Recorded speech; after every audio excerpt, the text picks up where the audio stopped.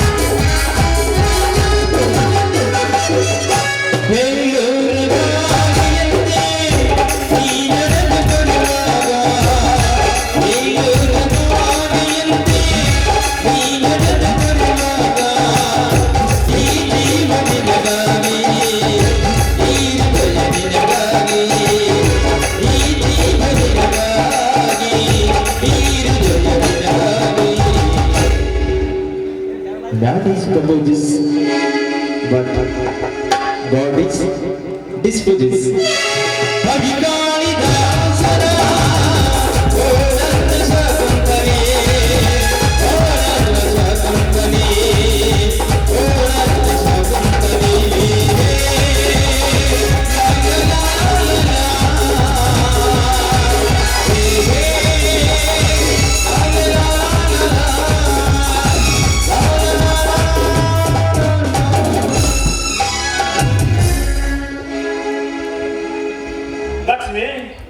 ನನ್ನ ಗಾಢ ಕೋಗಿಲೆಯ ಪ್ರತಿಬಿಂಬವೇ ಹಗಲು ಹಗಲಿನಲ್ಲಿ ಕನಸಿನ ಲೋಕದಲ್ಲಿ ತೇಲಾಡ್ತಾ ಇದ್ದಂತೆ ಕಾಣ್ತದಲ್ಲ ನನ್ನ ಬಾಳಿನ ಬೆಳದಿಂಗಳೇ.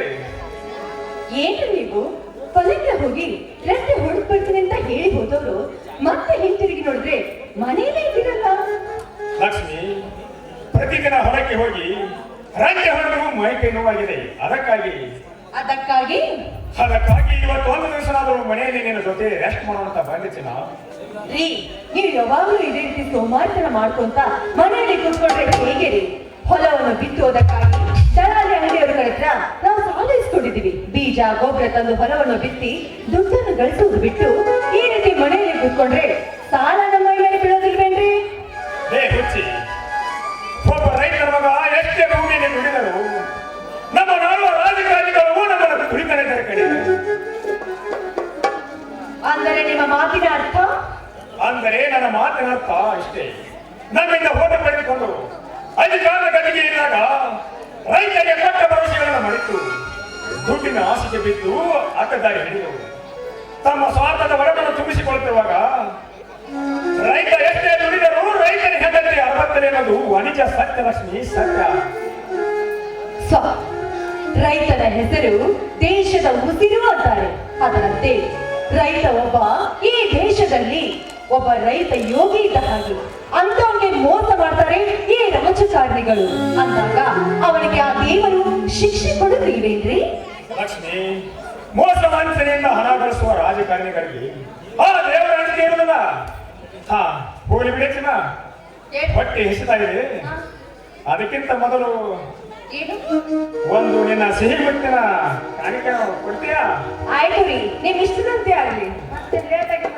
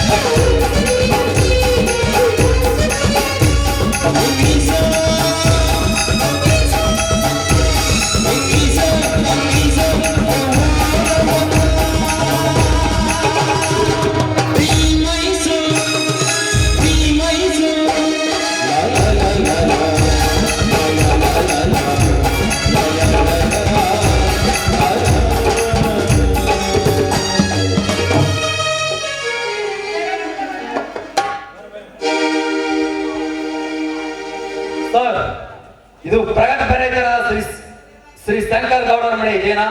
ಹೌದು ಸರ್, ನಮ್ಮ ಅಣ್ಣ ಇವತ್ತು ಧಾರವಾಡದಲ್ಲಿ ಕೃಷಿ ಮೇಳ ಆಯೋಜನೆ ಮಾಡಿದಾರಲ್ಲ, ಅದನ್ನು ನೋಡಲಿಕ್ಕೆ ಹೋಗಿದ್ದಾರೆ ಸರ್. ಹಾಗಾದ್ರೆ ಅವ್ರು ಬಂದ ಮೇಲೆ ಬರ್ತೀನಿ ಬಿಡಿ.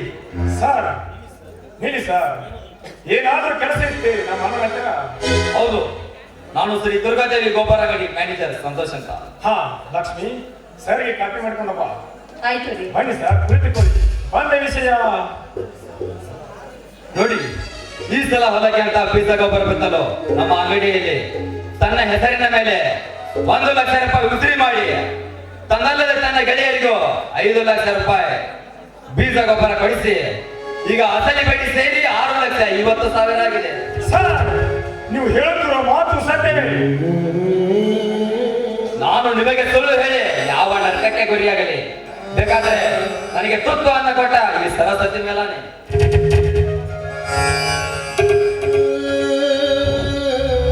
ಓಹೋ, ದುರ್ಗಾದೇವಿಯ ಕಲಾ ಅಂಗಡಿ ಮ್ಯಾನೇಜರ್ ಸಾರ್ಗೆ ಈ ಬಡ ರೈತರ ನಮಸ್ಕಾರಗಳು.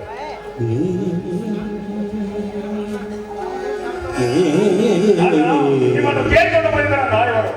ಹೌದಪ್ಪ, ಶ್ರೀರಾಮ ನನ್ನನ್ನು ಕೇಳಿಕೊಂಡು ಬಂದಿದ್ದಾರೆ.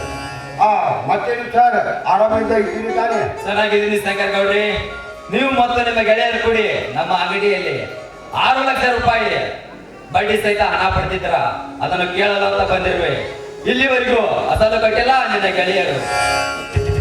ನೋಡಿ ಸರ್, ರೈತರ ಮನಸ್ಸು ಮೃದುವಾದ ಮಲ್ಲಿಗೆ ಹೂವಿದ್ದಂತೆ. ನಂದಿ ಬಾಂಧವರನ್ನು ಆಂಗ್ಲೆಯಲ್ಲಿ ಹಿಡಿದು ಅರಗಿಣಿಯಂತೆ ಜೋಪಾನ ಮಾಡುವ ಹಾಲಿನಂತ ಗುಣದವರು. ಇಂತಹ ಮನುಷ್ಯನಿಗೆ ನಾಲ್ಕು ರೈತರೊಬ್ಬ ಬೆಳ್ಳಿಗೆ ತೂರಿ ಹಾಕಿದ ಮೇಲೆ ಈ ರೈತರಿಗೆ ಎಲ್ಲಿಗೆ ಸರ್ ನೆಮ್ಮದಿ? ಅಣ್ಣ, ಈಗಿನ 21ನೇ ಶತಮಾನದಲ್ಲಿ ನಮ್ಮ ನಾಡು